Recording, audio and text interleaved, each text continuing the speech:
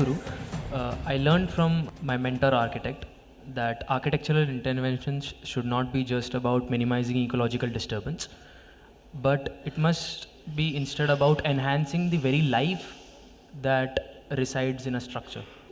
So, as an architecture student, I would like to know if design has the ability to heal and improve the quality of the life of the people occupying a structure.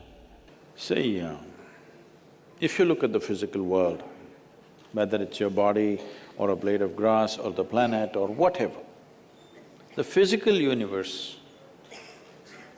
is all about geometry, isn't it? Just to give you an example, this about 3 years ago maybe, and I'm walking through the yoga center, which is… people generally think it's very well, its architecture is unique and different. So I'm walking through for various details, looking at it. Then I see, in a place where lots of people come every day, there is a tree branch which was in a certain… this thing. So I looked at this and I said, please cut this tree branch. I did not explain to them, I just said, cut it, and I went on. Then the next day I was leaving the country and I was not there for about a month and a half. Then after 2 or 3 weeks, they wrote a very apologetic note to me, saying that, Sadhguru, you asked us to cut the tree branch, but we thought, why would Sadhguru want to cut a tree branch? When always I'm talking about, you are not going to cut anything which is not absolutely necessary. We didn't cut it, but the rain and winds came and it fell down. Fortunately, there were no people. If there were people, things would have happened, you know. We're very sorry, we don't know why you asked us to cut. See, how long something stands or how well something functions physically is only a question of geometry. I'm saying even your body.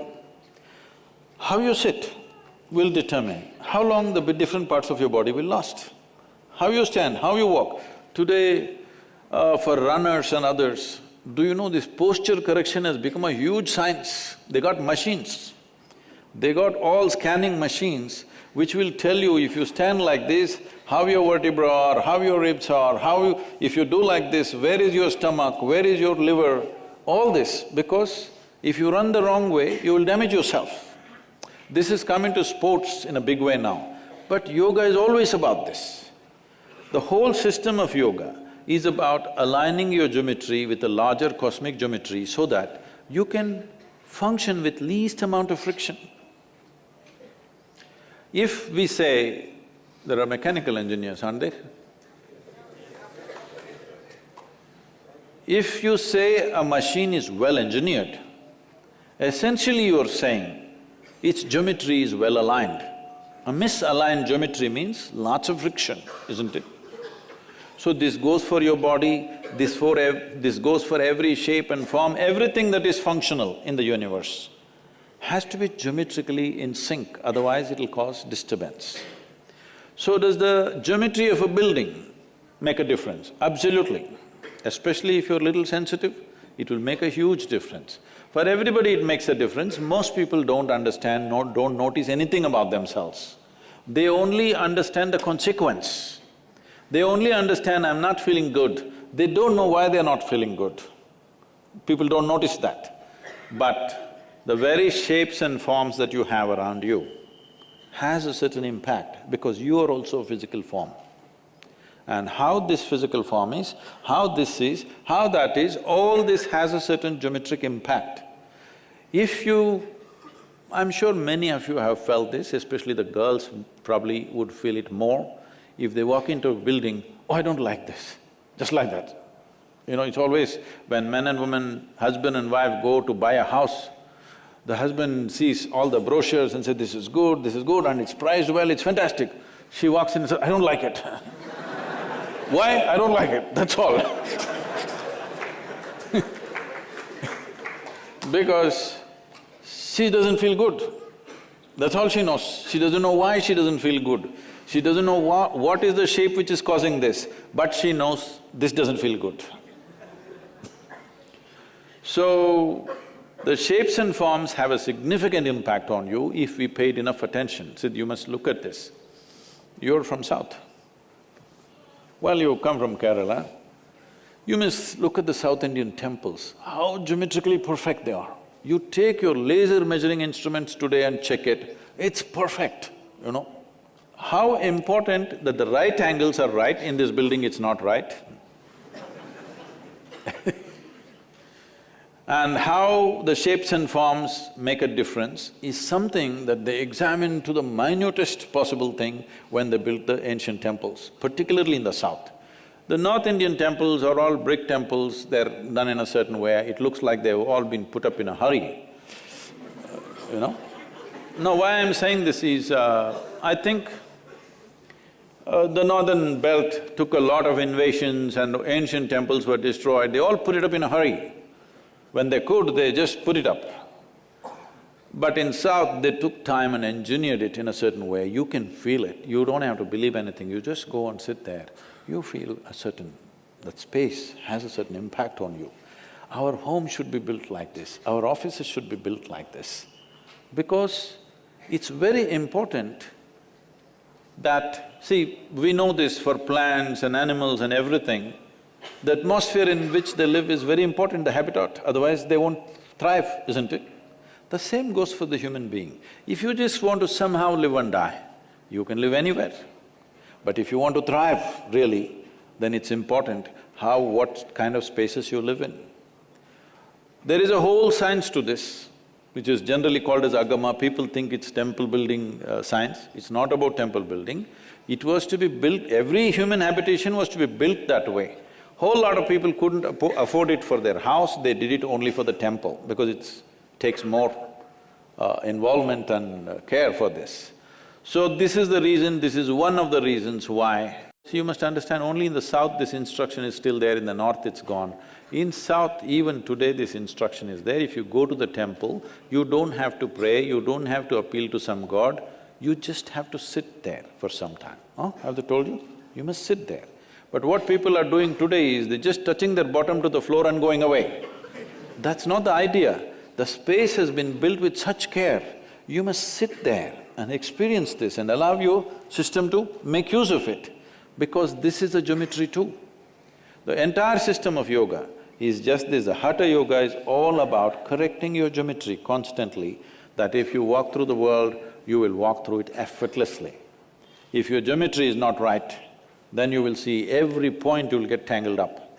So, architecture in India is right now, except a few, the new architecture that's been done, unfortunately we have a serious mental enslavement. Whatever is done in the Western countries, we're doing it not considering our weather, the temperatures and everything simply. Even our clothing is like that, largely. If you go out of IIT, probably most of you will be wearing a suit, a jacket and a noose around your neck in 40 degrees temperature. How to wear a jacket?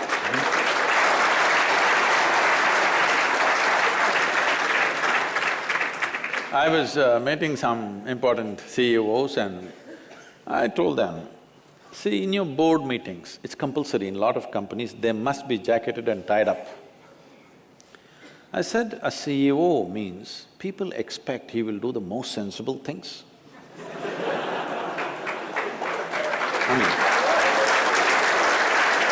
Now we must understand, a large company means people have handed over their own money, their savings, their hard-earned savings to somebody and expect this guy to do the most sensible thing.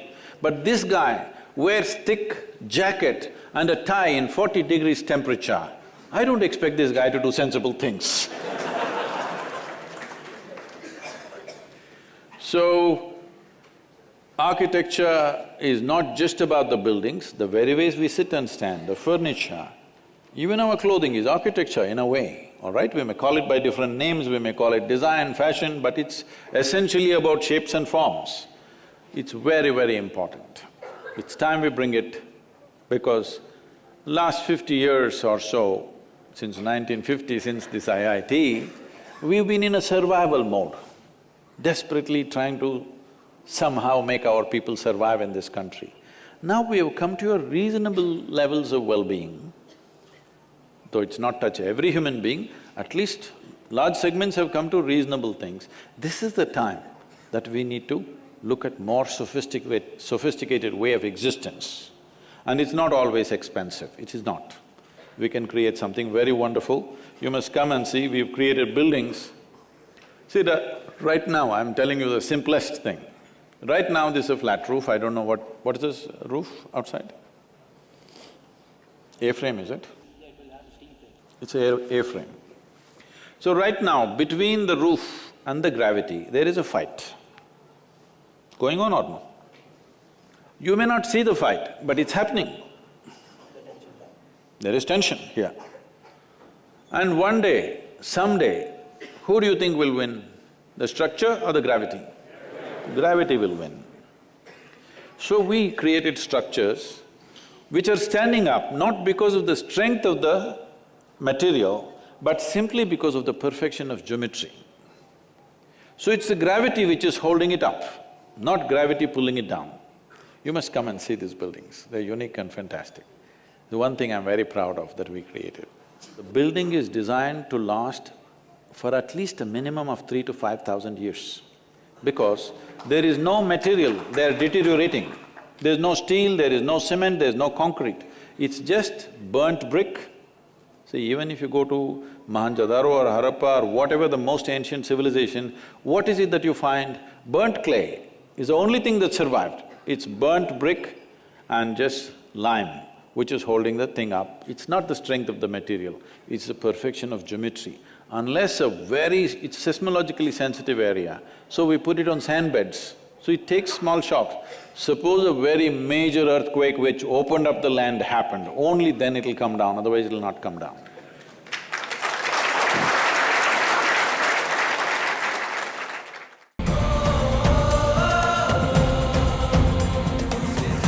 Sadhguru, my next question for you is, why can't one husband be with multiple women and one woman or a wife can be with multiple husbands in today's society among consenting adults? And what impact do these people have when they're involved in such relationships? See, body is the front end for every other creature on this planet. The only reason this creature is dominating this planet is not because we have the best body. You're not comparable to an elephant or a tiger or anything for that matter, you're not even as good as a buffalo. Yes, in terms of strength and physical prowess, you're nowhere comparable. This is dominant because of its intelligence, this is dominant because of its consciousness. But right now, we are creating a world where your biology is the front end of your life. These things were done at a certain time when the social situations were such. Or men were married to more than one woman. This was mainly because men died more often than women. Today, both men and women are outside, both may get killed, that's different. But at that time, largely women stayed home because she was continuously pregnant. From the age of 14 to 45, 50, she's almost all the time either she's pregnant or she has a young child. This is how life used to be. So because of that, she stayed home and she took care of the property and the agriculture and stuff. Man went out to do business or for war or something else, he went out. So men always died more often.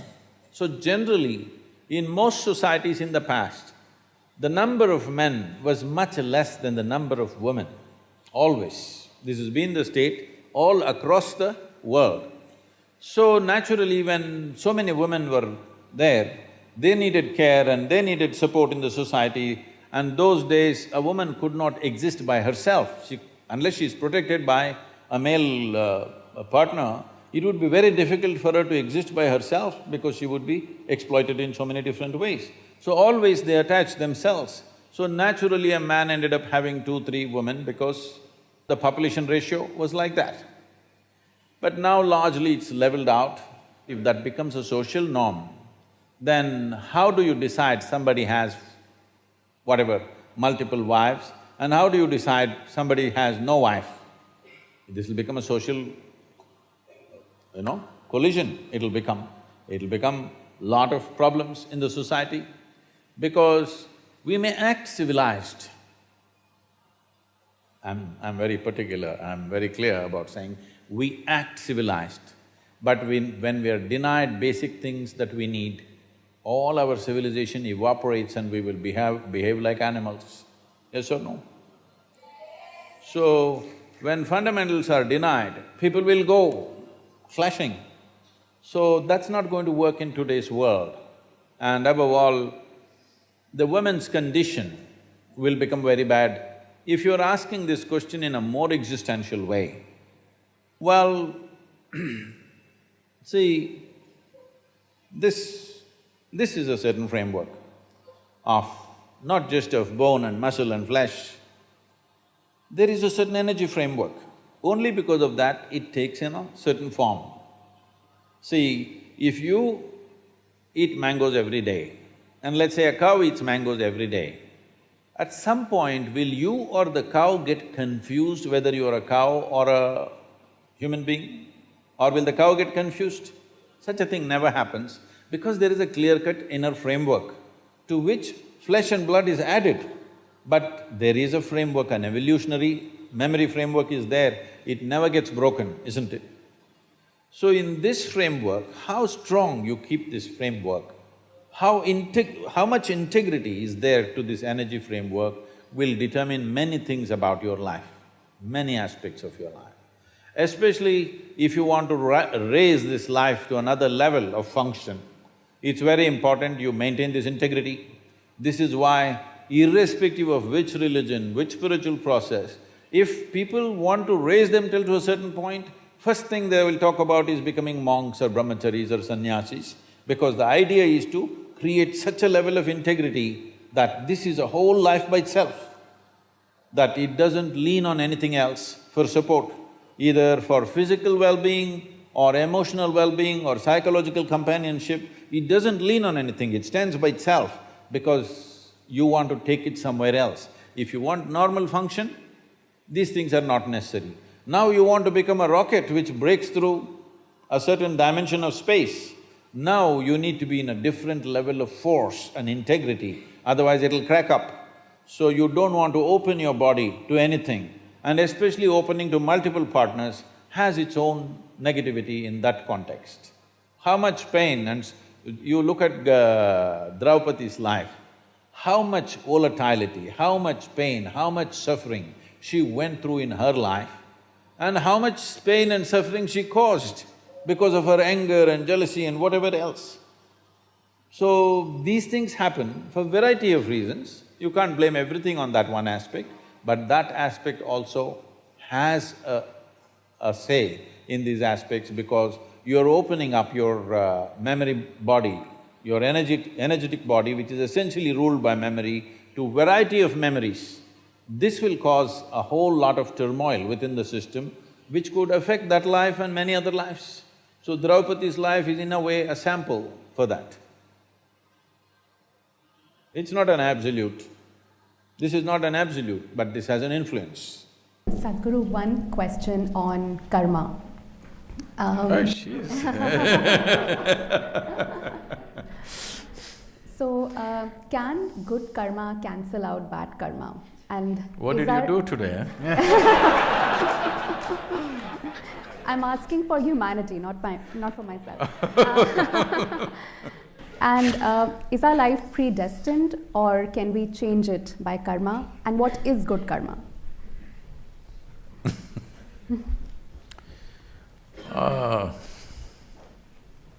So let's understand this word. I know this has become part of English lexicon. Karma is an English word now. The word karma means action. As you sit here, there is physical action going on, there is mental action going on, emotional activity going on, energy activity going on in every one of us. Whether you're awake or asleep, 4 dimensions of karma are happening all the time. Since you woke up today morning, except for that bad karma you did. No, you don't have to reveal that. Since You woke up today morning till this moment, just a few hours. How much of these 4 dimensions of karma did you perform consciously? Should I answer? Hmm? I was not conscious while performing my actions, they just happened. And I'm saying for almost every human being is well below 1%. If you take in a day, well below 1%. So when 99% of your actions are accidental or unconscious, you do one thing, you just drive here. Here the traffic is very slow, it's safe to try this experiment. 99% of the time, just close your eyes and simply sit like this. Once in a way, handle the steering. Let's see where you will be in 5 minutes. This is a disaster of human life. So you must understand this. This is the most profound dimension of Eastern cultures, that we told you your life is your karma. This means your life is your making. There is no manager sitting… I'm not talking about you guys. There's no manager sitting up there and managing you. Your life is your karma. The way you do it is the way it happens. There is no other way. Only because over 99% is happening unconsciously, it looks like some other force is manipulating you. All bad drivers are like this. When they get into some kind of a crash, I was driving properly only, something happened. Have you heard this? Something happened, something supernatural happened and I crashed my car. No, you're just a dumb driver. So the same thing goes for life. The same thing goes for life, that we constantly reminded you. Now in this generation, it's lost in probably maybe your mother, or let's say your grandmother's generation, if they sit down, stood up, they say karma, prarabdha, mukti, moksha. These are proper day-to-day conversation, not spiritual conversation. Yes or no? Every day. It's time you bring it back, because karma means you're reminding yourself, everything that I'm doing and not doing is my fundamental responsibility. If you ask me, people have been asking, I have not articulated this till recently, but some people have been asking me, so I'm these days talking to them and I'm saying, what is the mission? They ask me. I say, the mission is just this, religion to responsibility. You think it is there, no, it's here. This is what karma means, that you understand you're the source of your life. Is there no other force working in the universe? Yes, it is. But even to harness this, harness that is your business, isn't it? Hello? Even to harness that is your business, otherwise what's the point? So karma means your life is your making. There is nothing else that can decide. If you take charge of your body, let's say you have some mastery over your physical body, 15 to 20% of your life and destiny will be in your hands. If you take charge of your mental process, 50 to 60% of your life and destiny will be in your hands. If you take charge of your basic life energy into your hands, 100% of your life and destiny will be in your hands. Every young person must first explore this dimension before you step out into the world and mess other people. Yes, very important. But what is the fix for the morning's bad karma? You must understand, karma is not like reward and punishment system. It is just residual memory within yourself.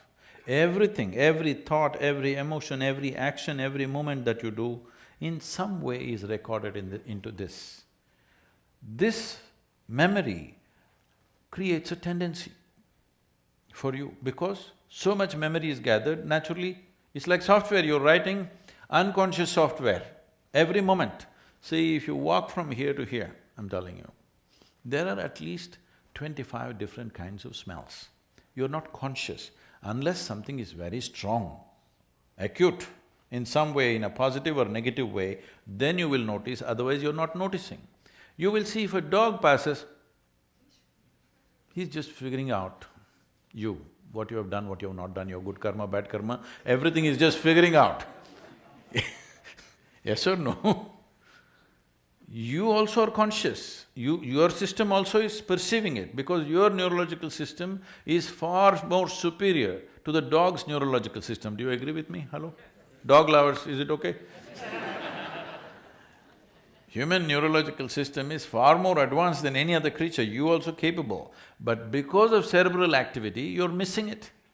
You do one thing, just go live in the jungle for some time, you will see suddenly your sense of smell. You just know everything just by raising your nose a little bit, sticking your nose out, you just know what's coming, what's going. You will see in the villages in India, they'll say it's going to rain today, you understand? Nothing, no sign of rain, no cloud, no nothing. He'll simply… and he'll say it's going to rain today, and it will, because the changes are happening in the atmosphere. So, because of this unconscious nature, if you walk from here to here, these 25 smells, for example, are all recorded in the system. And all like this, visual inputs, audio inputs, everything is recorded. Depending upon the type of material you've taken in, slowly you'll develop an unconscious tendency. Suddenly you'll like this, not something else, because of the kind of inputs you have taken in. These tendencies, traditionally, because you're from the scripture, traditionally we call this vasanas. Vasana is a very good expression because vasana literally means smell. So, depending upon the type of smell, accordingly you draw that type of life towards you, or you move in that direction, that's what they're trying to say. But this is essentially, to put it in modern terminology, you're building an unconscious software, so naturally it begins to function in a certain way. It doesn't matter what is the software, can you rewrite it? Of course you can. That is also your karma. So will you allow unconscious activity that you have performed to rule the nature and destiny of your life, or will you make sure it is the conscious activity that you perform which will rule the destiny of your life? This is something you have to decide.